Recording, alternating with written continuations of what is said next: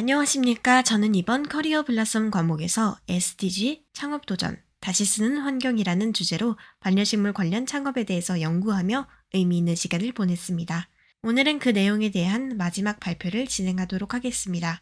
저의 처음 목표는 사실 청년들이 식물을 키우면서 행복한 대학생활 혹은 일상생활을 보내고자 하는 것이었습니다. 그래서 청년들과 가까운 장소에서 간단한 씨앗을 팔기를 원했고, 이러한 활동이 환경에 도움이 되도록 설계해서 또 다른 일상의 보람을 청년들이 느낄 수 있게 하고자 했습니다.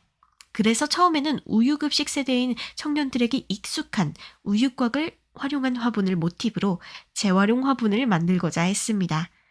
우유곽을 직접 활용하는 방안은 어렵겠다는 판단이 들어서 다시 플라스틱을 직접 가공하는 방법을 모색해보고자 하였으나 조금 어려움이 있었습니다.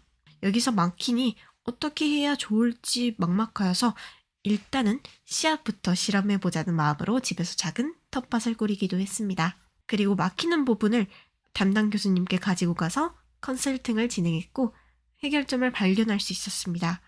첫 번째 컨설팅에서는 식물 전문가를 만나볼 수 있도록 도와주셨고, A동 카페에서 작은 캠페인으로 시작해보는 게 어떻겠냐는 아이디어를 주셨습니다. 그래서 본격적으로 캠페인 준비를 시작했고, 캠페인을 포함한 브랜드에 대한 설문조사를 진행하기도 했습니다.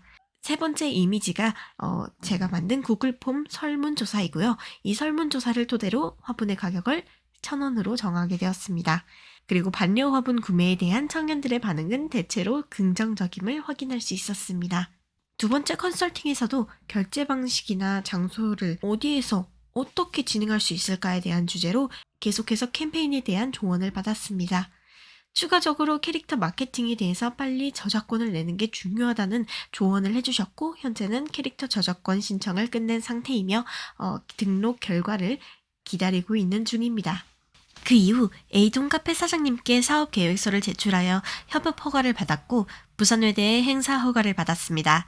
직접 부스를 꾸미고 각종 포스터를 제작하여 홍보하였고, 11월 11일에 본격적으로 캠페인을 시작하였습니다.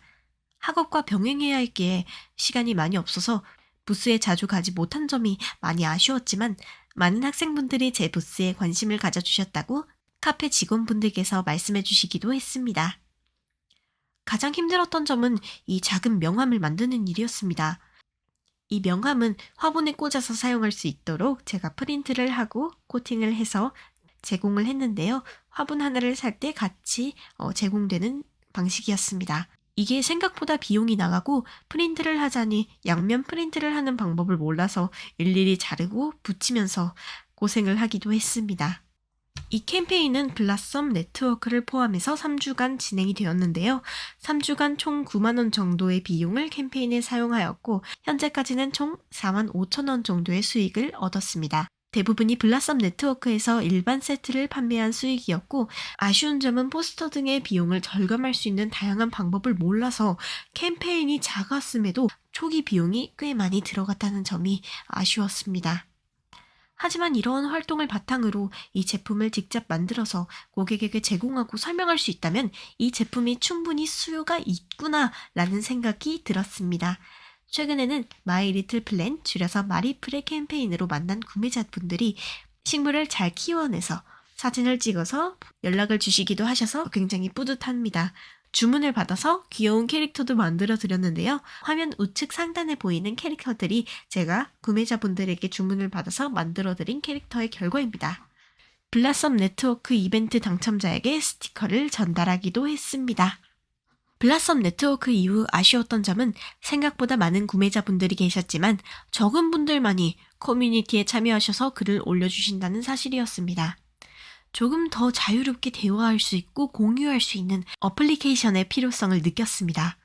또한 청년들에게 더 많은 관심을 얻기 위해서 SNS를 조금 더 발전시켜야겠다는 생각을 했고, 현재 인스타그램을 운영하고 있습니다.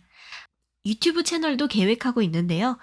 대학 새내기의 페이크 다큐 형태로 쇼폼에 게시하기 좋도록 만들어서 스토리보드를 짜고 촬영 중에 있습니다.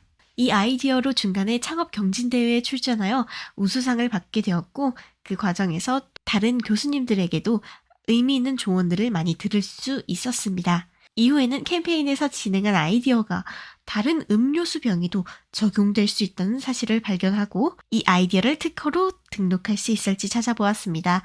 이 과정에서 다른 반려식물 관련 아이디어 상품이나 기업에 대해서 더 면밀히 찾아보았고요. 현재 존재하는 특허들을 찾아보기도 했습니다. 또한 특허를 2개 정도 보유한 아버지, 즉 전문가에게 특허 등록 계획서를 검토받기도 했습니다. 활동을 하기 전에는 일단 해보자 라는 마음이었는데 사실은 이런 활동을 나 혼자 진행할 수 있으리라 생각하지 못했습니다.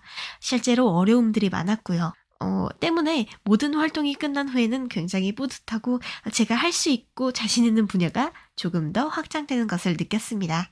프로젝트 이후에도 이 아이디어를 발전시켜서 어플리케이션과 플랫폼을 개발하고 싶고 더 많은 청년들이 반려식물에 관심을 가져 환경과 함께 성장하고 무엇보다도 행복했으면 좋겠습니다.